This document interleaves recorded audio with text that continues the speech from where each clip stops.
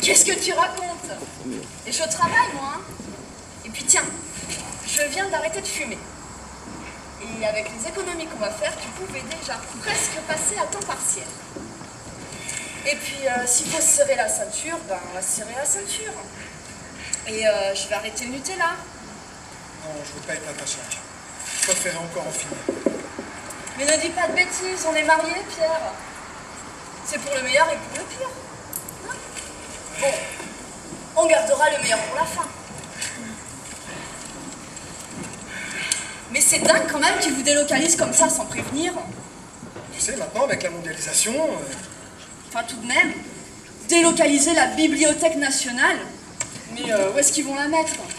Et puis, c'est énorme comme bâtiment. En Chine, ils ont commencé à tout mettre en caisse. Ils ont même démonté une tour. Non. Si. Mais qu'est-ce qu'ils vont faire tous ces bouquins, les Chinois? Et puis, ils vont rien y comprendre.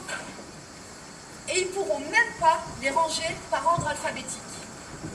Toute la littérature française va être convertie en espéranto par des traducteurs automatiques. Et puis ils vont numériser tout ça et le stocker dans un énorme ordinateur en forme de pagode. Pour y accéder, il faudra payer un abonnement, tant pour Canal+. Quant au papier, lui, il sera recyclé. Et ça permettra au moins de ne pas couper les derniers hectares de forêt d'eucalyptus qui restent en Chine. Enfin, si mon sacrifice permet de sauver quelques condamnes. Bon, on mange. Ce soir, il y a strip poker. Ah, tu veux qu'on fasse un strip poker tous les deux? Non, strip poker, l'émission de télé-réalité, tu sais bien. Non. Mais si j'invite des couples, et chaque fois que l'un des conjoints juge ne pas pouvoir répondre à la question, il enlève un vêtement. Je ne comprends pas comment tu fais pour regarder des idioties pareilles. Écoute, ce soir, c'est la finale. Ouais, et ben, finale ou pas, ça va pas être possible. La télé t'entame? Non, mais tu vas pas pouvoir la regarder. Ne me dis pas que tu vas inviter tes parents à dîner. Les voisins. Les voisins, ils ont déménagé il y a 1 an. Les nouveaux voisins. Les nouveaux voisins? On ne les connaît pas. Eh ben justement, j'ai croisé la dame à l'espace poubelle et je me suis dit que ce serait l'occasion de faire connaissance. Mais pourquoi faire? Ben, pour les connaître, c'est tout. Bonsoir. Entrez. Entrez donc. Oh, mais il ne fallait pas. Non, il ne fallait pas. Bonsoir, bonsoir. Ça va? C'est quoi, des marguerites? Les pétales sont énormes. Des tulipes. Ah oui, elles sont magnifiques. Elles ont peut-être un peu souffert de la chaleur. On va les mettre dans l'eau tout de suite alors. Hein. Oui, ça va peut-être les ressusciter. Alors, je vous présente mon mari, Pierre Safran. Enchanté. Et vous, c'est Jacques. Jacques tout court. Très bien. Ah, tenez, vous devriez la mettre au frigo. Oh, de la blanquette de Limoux. Mais il ne fallait pas, Jacques. Bien frais, c'est aussi bon que du champagne, vous savez. Oui, alors pourquoi se ruiner? Je vais la mettre au congélateur. Elle n'en sera que meilleure. Et vous, Pierre, qu'est-ce que vous faites dans la vie? Moi? Rien. Demandeur d'emploi? Ah non, non, je demande rien à personne. On est plutôt salarié inactif. Vous savez, d'avoir l'air de travailler lorsqu'on n'a rien à faire, faut être un très très bon comédien. Hein. Non mais je veux dire, qu'est-ce que vous faites quand vous ne travaillez pas en dehors de vos heures de bureau? Justement, comédien. Enfin, par intermittence. Comédien? Votre tête me disait quelque chose aussi. Vous avez joué dans quoi? Vous regardez les Feux de l'amour à la télé? Mais oui, parfois, c'est l'heure de ma sieste. Alors vous avez vu cette pub juste avant pour les conventions obsèques? Mais si, celle entre les pubs pour les appareils auditifs là et les fauteuils monte-escalier. Oui, peut-être. Et ben le type dans le cercueil. C'est moi? Non!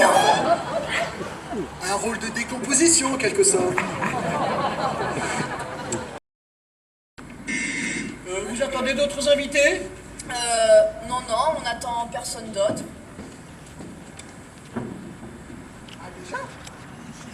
Bon, bah, je reviens de suite. C'est le facteur pour les étrelles? Mais laisse en avant cette année, dites-moi. Vous êtes sûr que c'est un vrai facteur? C'est le type en veste, qui a une veste jaune et bleue qui me distribue mon courrier tous les matins. Ah. Tiens, vous n'auriez pas un billet de 10 euros là? Je ne sais pas ce que j'ai fait du mien.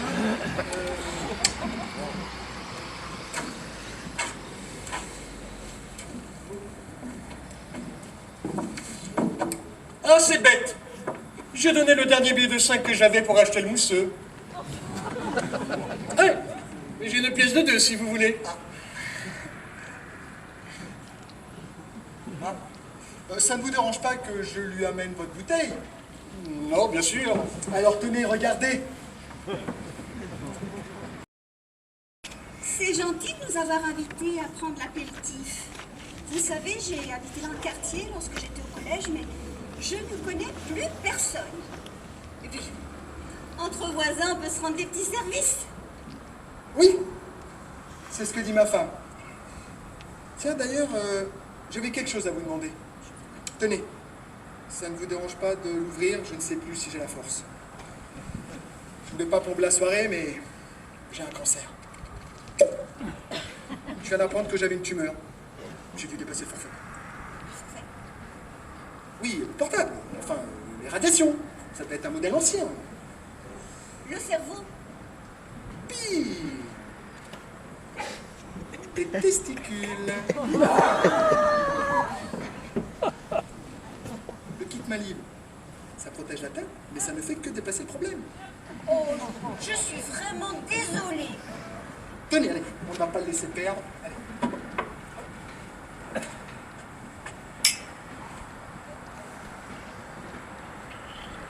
Mais il existe des traitements maintenant. Oui, mon chirurgien envisage une greffe. C'est pour ça que j'ai demandé à ma femme de vous inviter. Vous et votre mari.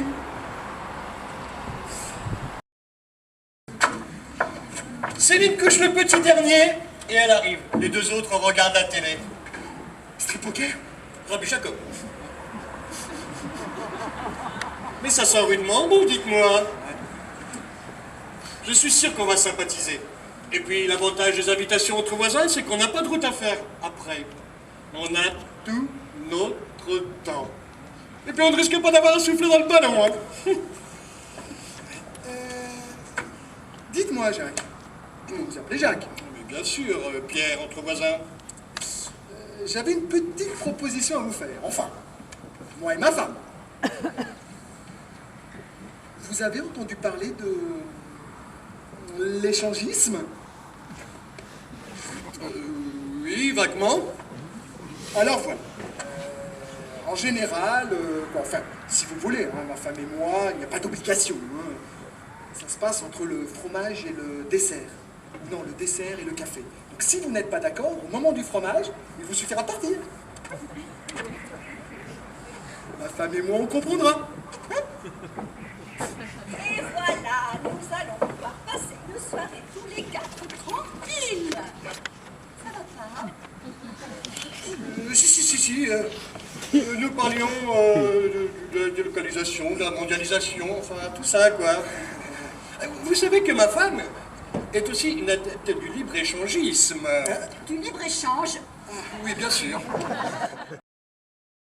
Et vous, Céline, vous nous avez pas dit ce que vous faisiez? Oh, vous savez, j'hésite toujours un peu à le dire. Ce n'est pas très bien vu par les temps qui courent. Vous êtes stripteaseuse? Ou garagiste? Pire, je suis ghost killer. Chasseur de coups en français. Mes coups, C-O-U-T, accent circonflexe. Coupeur de tête, si vous préférez. Alors là, je suis pour la première charrette pour l'échafaud. Mais si tu t'étais pas vanté aussi d'être payé à ne rien faire, il faut être très bon comédien. Comment je peux deviner, moi, qu'elle était coupeuse de tête, celle-là, avec son air inoffensif?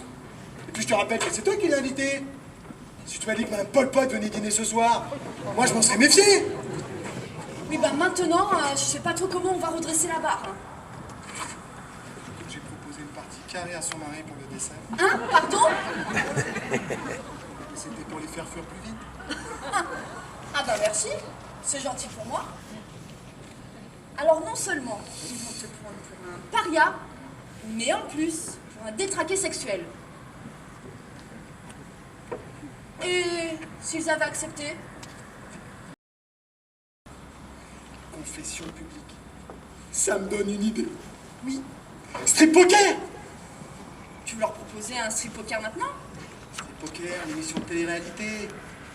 Je suis sûr qu'avec un verre d'emmener, elle acceptera. Mais enfin, c'est que je sais pas très bien jouer au poker, moi. Tu as des choses à cacher? Pas spécialement, mais Bah alors c'est bien compris. À la fin de chaque partie, celui qui a gagné pose une question à celui qui a le moins de boutons.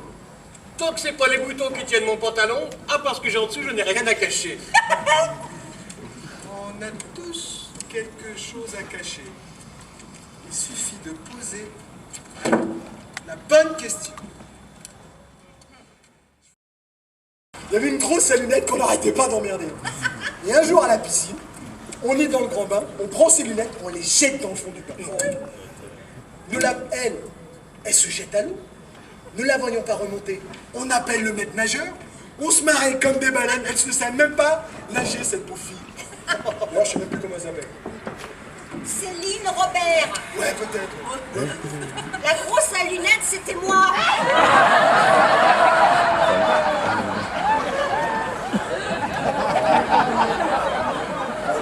Je me disais bien que votre tête me disait quelque chose.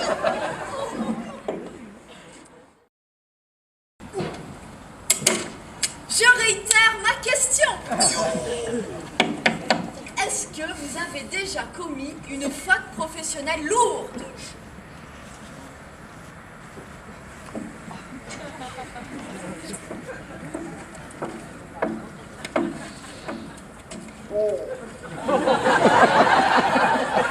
Oui.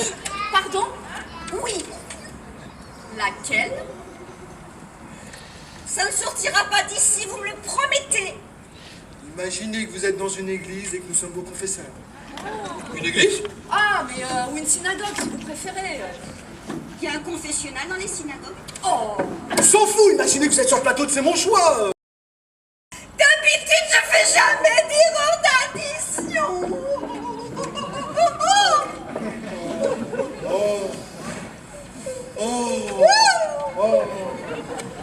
Elle est toujours bouleversée quand on parle de ça. Tu veux qu'on rentre, chérie? oui, ça suffit peut-être. Hein? Non, ça va aller. On n'arrête pas une partie de poker comme ça. Je veux pas vous gâcher la soirée. Et puis, tout le monde n'a pas encore parlé.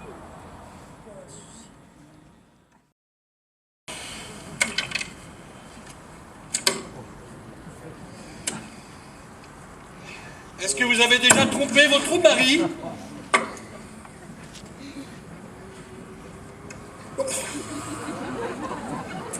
On a tous joué le jeu.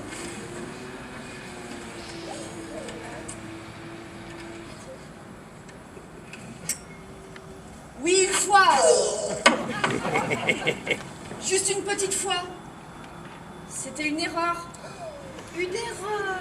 Comme pour la tante. Si on veut, oui. Tout de même, on ne se trompe pas de mari comme on se trompe de numéro de téléphone.